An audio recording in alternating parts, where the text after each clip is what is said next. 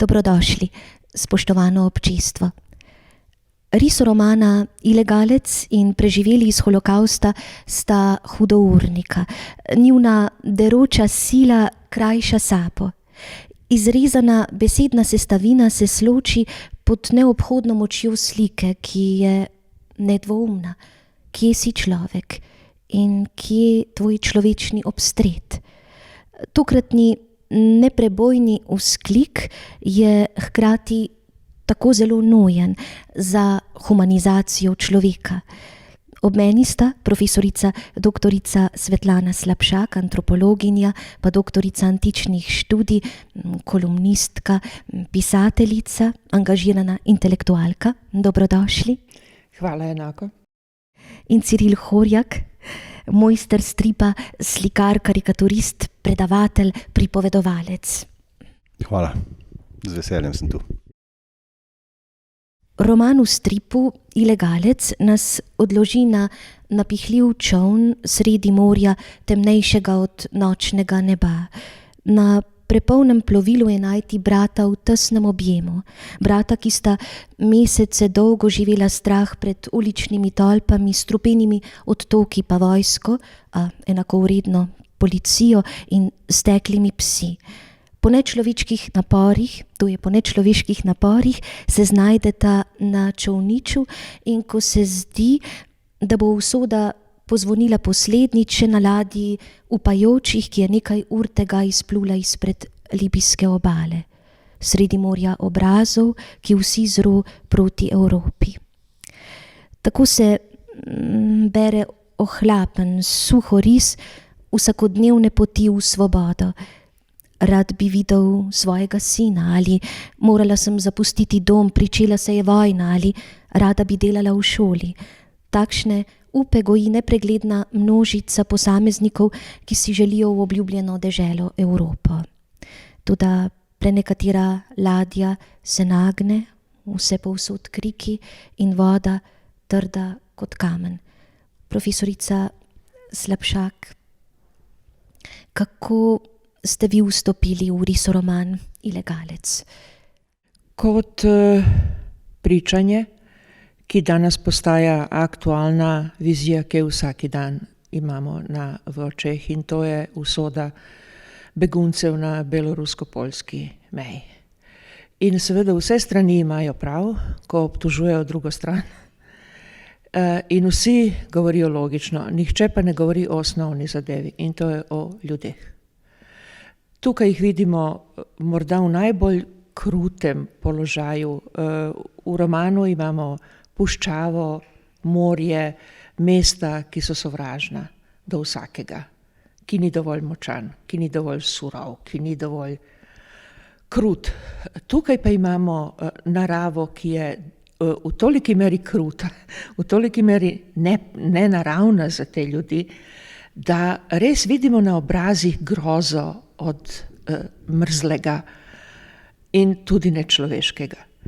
In ta detajl, ki ga je pravzaprav slovenska novinarka odkrila, da beguncem pomagajo lokalci, Poljaki, ki ne morejo gledati več te grozote, teh ljudi izgubljenih v mrazu, ki umirajo in to v ritmu od 2 na dan.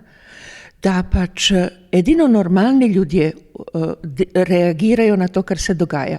In seveda vsi drugi jih gledajo.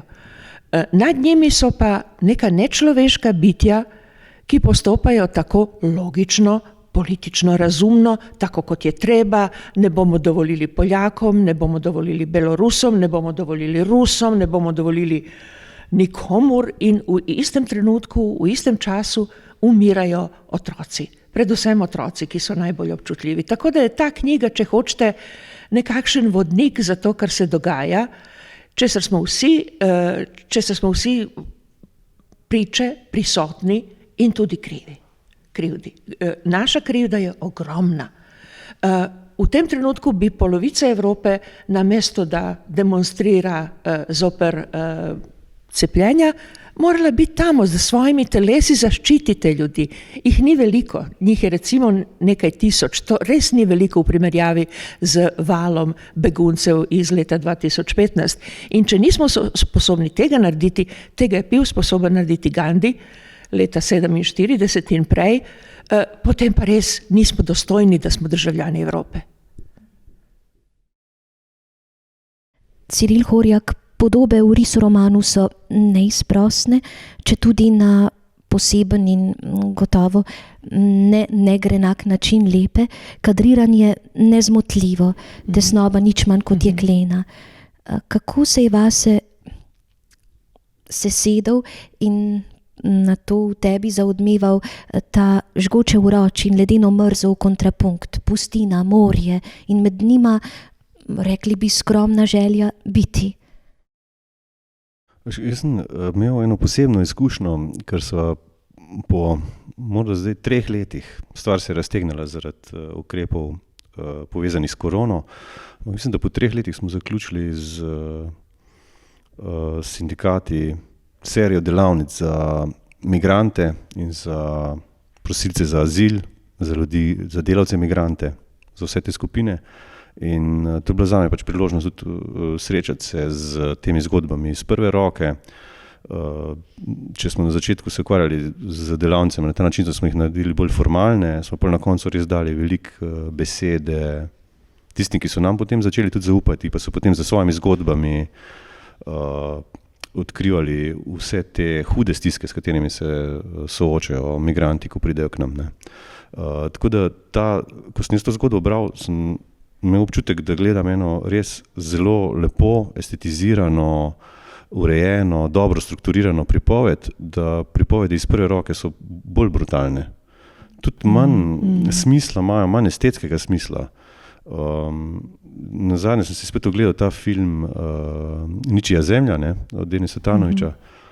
Pač tam na koncu človek ostane na neaktivirani mini in vsi odidejo in je popolnoma nepremičen. Tako da to je usoda mnogih migrantov in je težko potem poiskati luč, kot primer recimo ene take usode, ki je na nek način dobra, ampak je pa hkrati izredno tragična. Človek je prišel iz Afrike v Slovenijo na Kotnikovo, z hudo duševno boleznjo, ni ogrožal drugih, ampak imel zelo hude psihotične težave.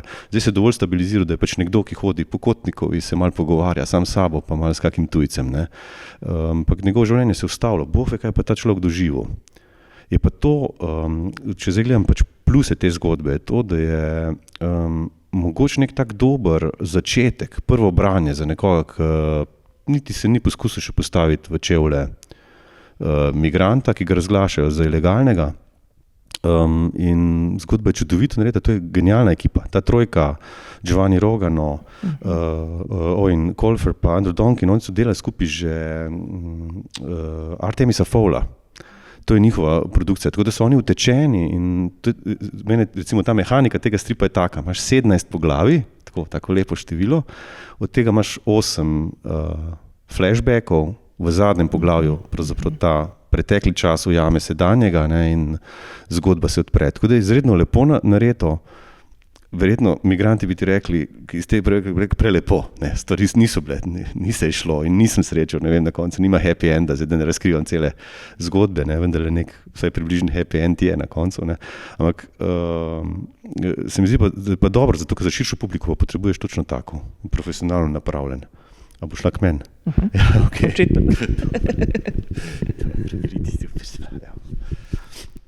Koronavirus je državam Evrope naložil zapreti nacionalne meje.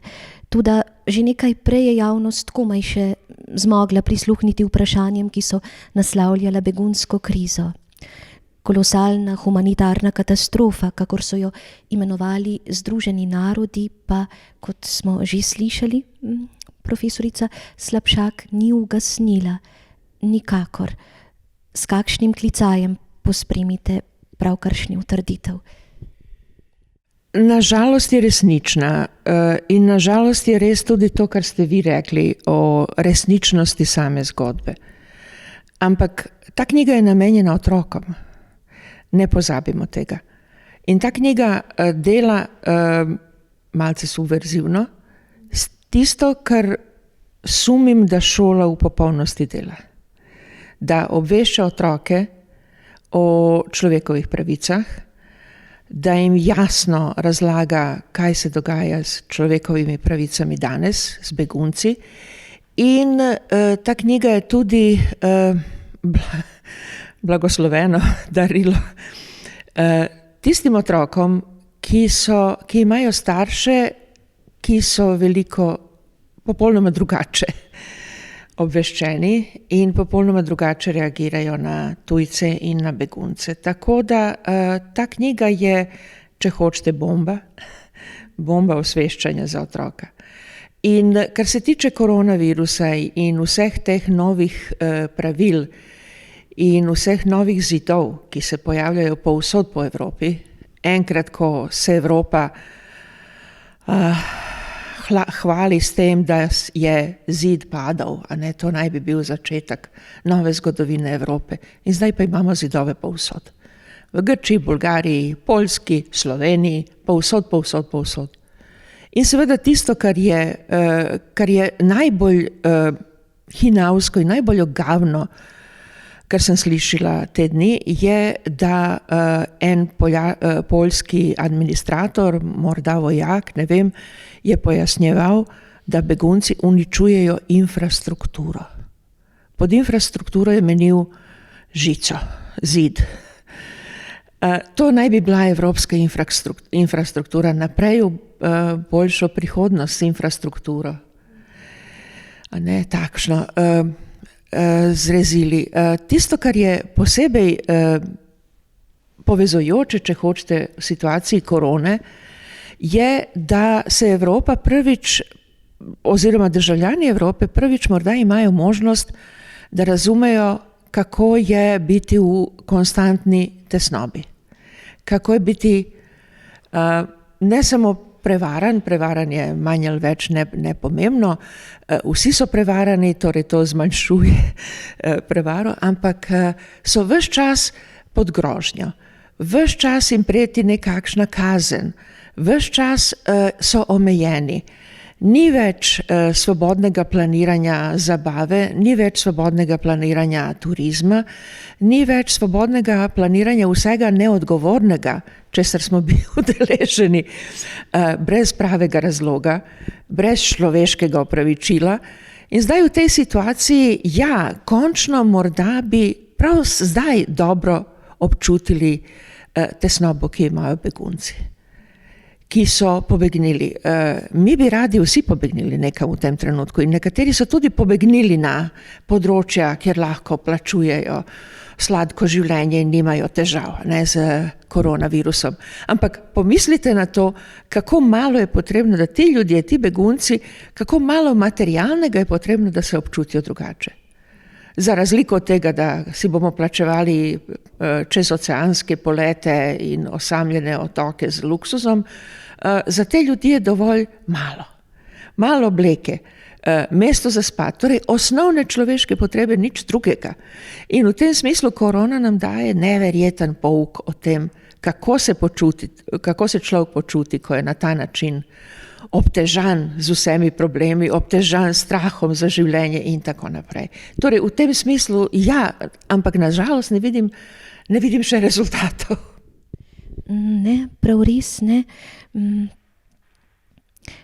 Ravno nasprotno se zdi, da je porogljivi ton, torej skrajno cinična lega vse bolj prisotna in da sta solidarnost in sočutje izginuli vrednoti, ki ju gojijo le še redki. Srednja in vzhodna Evropa, vemo, sta se izkazali za boleče ksenofobni. Evropa je naposled domovina antisemitizma. Katastrofe pa se vendarle, kot smo razumeli, saj na toliko načinov živimo družbeno, socialno katastrofo, torej katastrofe se ne primerjajo le Bližnjemu vzhodu in Afriki. Mimogrede se primeri, da sama postanem drugi, da sama postanem tujec, morda tudi begunec. Ciril, ti pogosto naslavljaš mlado občestvo. Kako ogovoriš to plat občutljivosti? Pri otroku občutljivosti ni potrebno dramiti, je naravno živa, budna, prisotna. Sistem napravi, da smo na toliko načinov manj občutljivi. Kako torej pri otroku znova vzdramiti budnost, pozornost za posameznika, za sočutje? Če ne drugače, najbrž tudi tako, da se ove lastne ranljivosti. Mislim, zame to vprašanje, ki ga naslavljaš, ni bilo teoretično. Jaz sem opazil pri najnih otrocih, da dve zgodbi manjka. Ena je bila ta zgodba, o kateri zdaj govorimo, zgodba migracije, tega močno spremenjajočega se sveta. Svet se je spremenil in se še bo in niti približno ne nujno na bolje. Ampak drugo je bilo pa odnos do preteklosti. Ne smemo pozabiti, da je zelo blizu. Slovenija je imela to kratko epizodo 10-dnevne vojne, potem se je pa vojna selila na jug in mi smo imeli nemudoma na Hrvaškem, v Bosni vse te grozne zgodbe in naša generacija, moj letnik je letnik 75, je pomenila, da če si imel srečo in si rojen v Sloveniji, te je to v veliki meri zaobšlo. Medtem ko vsi moji tovariši so pa pravzaprav bili na tak ali drugačen način ali vključeni, se borili na različnih straneh te vojne in pri mojih otrocih je bilo tako, da nekako niso razumeli, tudi mi z ženo smo rahlo paranoidno reagirali, recimo v teh začetkih korone. Ne. In tudi cel naš zalog je tako zanimiv, konc Ljubljane je zelo migrantski, imaš te prvo, drugo generacijo, in še vedno tudi nove generacije prihajajo zdaj migrantov. In mi smo vsi šli tiste piksne kupovati, ker tudi ni bilo Bosanca v zalogu, ki bi čakal, da ga dobi neka nova situacija brez vloženih, breskov in prebranca. In mi smo vsi kupovali te prebravce, te breske in so se trgovine hitro spraznile v zalogu. Seveda se je to pokazalo za neprimerno reakcijo v tej konkretni krizi, ampak takšna je bila. Sino sem potem starejšega usmeril, sem rekel, poglej si BBC-ev dokumentarec Razpad Jugoslavije. Prišel do prve epizode pa rekel, zdaj pa te malo bolj razumem. Zdaj drugo je bilo pa to z migranti, pa včasih neka jeza se je nabrala v meni. Jeza je bila pa povezana s tem, da jaz migrantov ne idealiziram. Zato, ker med njimi so tudi po domače rečeno butli. Eni res pridejo z butastimi razlogi, imajo napačne, niso Einsteini vsi.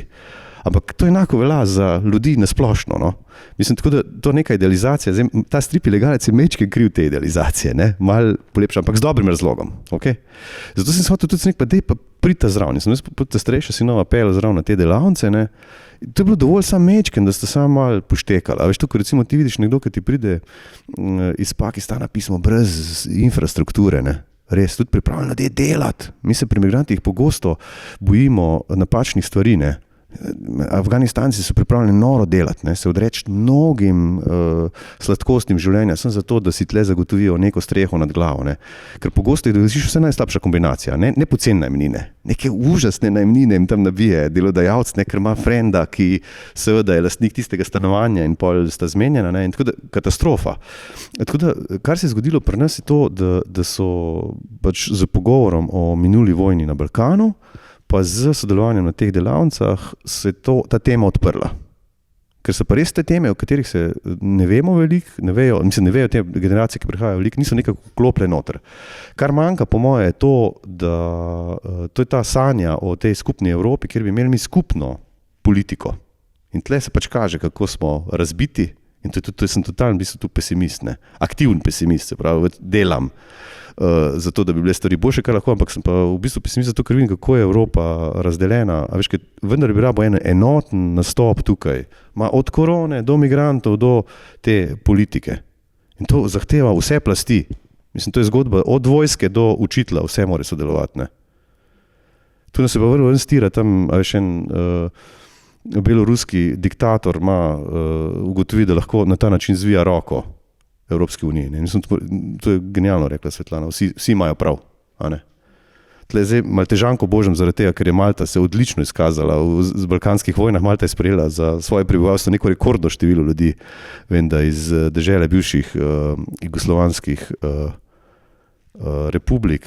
Malta je en zanimiv primer. Taka tolerantna, bi rekel, neka krščansko/arabska entiteta. Otok je pa recimo bolj odprt, ne, kot drugi. Evo, to je moj odgovor. Nimam jasnega recepta, ampak kar sem naredil to, da sem pač tudi lastne otroke soočil s temi situacijami. Svet smo že tolikokrat postavljali na točko ključnega razpotja. Arekova poslednja misel v Risov romanu Preživeli iz holokausta, svet ne bi smel nikoli več doživeti tega, odjekne kot eksplozija, silovita eksplozija. Omenjeni Risov roman je na nek način kolaž, ki mu je predhodila serija oziroma niz BBC-jevih posnetkov grafične narave. Ciril, ti si morebiti doživel katerega izmed prikazov gibljivih slik? Prvo pripomba moja, da jaz mislim, da tle je bilo, Morfejem res ima dobro produkcijo, ambiciozno produkcijo slikanic in te dve sodita res pač tako, smo zelo veseli, da so jih izdali in tudi zelo kvalitetne izdaje so. Je pa BBC-jeva stran, ki ponuja te posnetke, ne, teh 6 pričevalcev iz knjige Preživeli holokausta, zaprta za Slovenijo, ne. Mislim, to je pa res dobro, da ste šli, ne, mislim, te Britanci, zdaj še to gledati mi ne date, te pričevanja, ne. Skratka, to je mogoče nek telefonski klic Morfejeva, BBC-jo, dajte za vraga, odklenite vse te posnetke, knjigo smo izdali, ne. Kajti ta produkcija, tako produkcijsko zame kot avtor, je blazno zanimiva, ker sta kar noč pa dan, ne. Prva res utečena skupina 3 avtorjev, že preverjena, prodali več milijonov knjig, ne. Tu je pa ena taka neka žepna iz Lica ali od nekod, skratka niti ne londonska animacijska hiša. Ta gospa Kate Shackleton je producentka in ona je se domislila, da jim vprašati te zdaj že starejše ljudi, ki so preživeli holokaust, ki so kot otroci prišli v Britanijo. Potem sta pa ta Zane Whittingham je animator, on je to naredil, ne. Ryan Jones je pa pol nek dečko, ki so mu v firmi zaupali, v tej žepni firmi zaupali, da te animacije predstavlja v strip. In ta strip cel likovno ropota. Tako rahlo je nerodno sestavljen, vendar ta nek ropot je mene presenetil. Jaz sem pričakoval manj od njega, pa bil potem zelo prijetno presenečen, ker v bistvu zgodbe zelo dobro funkcionirajo. Te kratke kombinacije simbolov, kratke kombinacije teh obrazov otrok, ki so preprosto zrisani, ti dajo en odprt prostor, da se vživiš v to situacijo, ker iz otroških oči tudi je, veš, ti si res majhen kot otrok, ne, in te risbe to naredijo. Tako da likovno ropota, ampak je zelo učinkovito, no. Mislim, to moram priznati tem avtorjem iz te žepne firme za animacijo, ki so naredili pa strip, ki je bil pa tudi celo potem nominiran za neke knjižne nagrade in tako naprej. Zanimivo delo, no. Ropot, ki ga lahko seveda tudi drugače beremo, ampak meni pa ta trenutek, ta pojem ustreza, ker vendarle ropota, izkušnja zgodovine, izkušnja človeka, ropota in ne neha ropotati, pa bi želeli verjeti, da bo odropotala tudi v smeri zdravljenja, resničnega kesa, morebitne metamorfoze, pa se to v tem svetu preprosto ne zgodi. Tako kot je kapitalizem sposoben nenehne samo regeneracije, kaj ne? Tako se zdi, da so tudi vse politike nasilja, fašizma neverjetno vitalne in najdevajo spet in spet nove tarče. Res so zgodbe, ki jim preprosto moramo prisluhniti. Grafična romana posredi sta ostrega okusa, tega pač ne moremo zanikati. Sta hrup, ropot, če hočemo, in kaos. Bralec se znajde v primežu nemote, ki boli. Takšna je moja osebna izkušnja. Pa vendarle, tako ilegalec kot Preživeli iz holokausta želita sporočiti na način, da bi bila dramilo. Kakšno spodbuditev, kakšno pritegnitev bi mogla vzdramiti. Tu se sprašujemo o moči literature, to vprašanje je bilo izgovorjeno že ničkolikokrat, a sama smem povedati, da je mene literatura spet in spet reševala iz najgloblje stiske. Jaz bom povedala svoj primer, svojo izkušnjo s to knjigo. Če je Legalec, popolna zgodba. Izjemno dobro izpeljana, dramaturško, v detajle, preverljiva, če hočete, in vse ostalo. Preživeli iz holokausta so zgodbe o otrocih, ki so pač preostali, ki se še spomnijo, tisti zelo, zelo redki, ki so preživeli.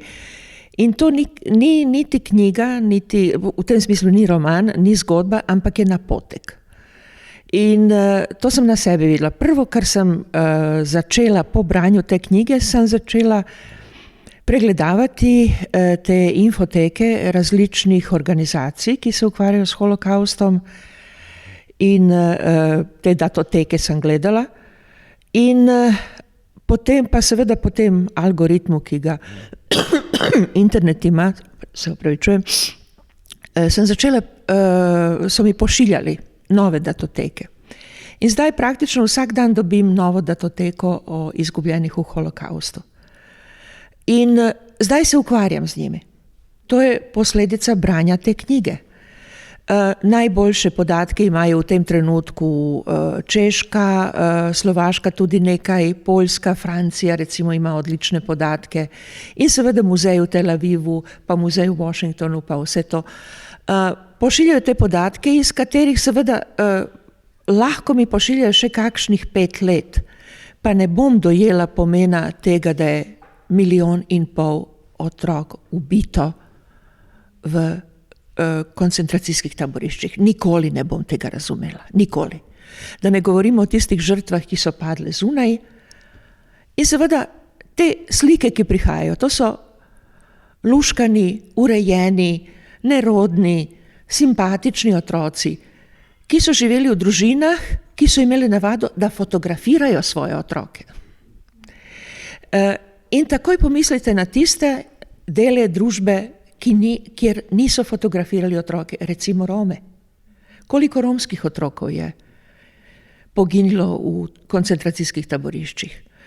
Koliko slučajno pripeljanih otrok, recimo iz akcije v Makedoniji, ko so praktično vse Jude v enem valu, in to je, kot vemo, s tem projektom je upravljal Kurt Waldheim. Koliko drugih otrok je izginilo, da nimamo nobenega pričevanja, nobenega podatka o tem. In seveda ta razlika med temi urejenimi otroci iz višjega, srednjega razreda, pa tudi nižjega razreda urbanih Judov, ki so fotografirali svoje otroke. Ne. Ko vidite, ti obrazi so zdaj z mano in ne bodo nikoli izginili iz moje glave, zahvaljujoč tej knjigi. Seveda nek otrok, kateremu je ta knjiga predvsem namenjena, morda pa tudi svojo internetsko veščino šel po isti poti, ampak vsekakor bo dobil podobo teh zelo, zelo redkih, ki niso nič več srečni od tistih, ki so umrli, pravzaprav, ker so izgubili vse. Svoje starše, tiste, s katerimi so živeli, svoje rojake, svet, v katerem so živeli, in danes kot starejši ljudje še zmeraj nosijo ne samo pečat, ampak celo življenje jim je obeleženo s tem dogodkom. Ali je možno, da mi danes v današnjem svetu nismo sposobni sodelovati, imeti enake občutke kot ti ljudje? A res nismo več sposobni razumeti, kaj se je zgodilo? Ker seveda v našem svetu je še veliko takih, ki ne samo da nočejo verjeti, ampak poskušajo nas nekako nam dokazati, da tega ni bilo. A ne? Kar je seveda v nekaterih državah, kot recimo v Ameriki, Združenih državah Amerike, je to prepovedano, enostavno zakonsko prepovedano. Kar pravo gre in sodstvo gresta po precedensih, in kar je enkrat to ugotovljeno v enem procesu, spomnim se filma o tem, to enostavno ni več dovoljeno. Ali je možno, da nekaj takega ni možno provesti, ozakoniti v Evropi, da enkrat na koncu damo točko na to zgodbo in da se spomnimo kot nečesa, kar se ne more več zgoditi danes, pa vidimo, da se še lahko zgodi. Lahko se zgodi z desničarji v Franciji, z Zemurom, lahko se zgodi, sicer je v Nemčiji zdaj veliko manj teh skupin kot prej, ampak v mnogih državah centralne Evrope so težnje, so izjave, so ideje, so vizije, ki so zelo, zelo blizu tem, da je nekoga treba odpustiti, ne računati, milo rečeno, z njimi, ali pa enostavno jih iztrebiti. No? To so tudi ideje, ki jih poslušamo in beremo v Sloveniji.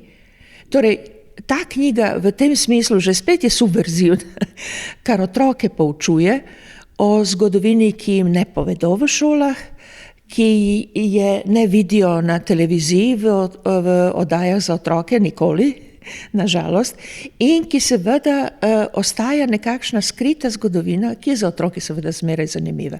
Torej ja, pouk in to zelo grenko obarvan, zelo grenko obeležen pouk, ki lahko otrokom pove ne samo to, kaj se njim lahko zgodi, če se zadeve spremenijo na slabše, ampak kar se njihovim otrokom že spet zgodi, če enkrat ne povlečemo črto in ne povemo zares, da se ničesar takega ne sme več zgoditi.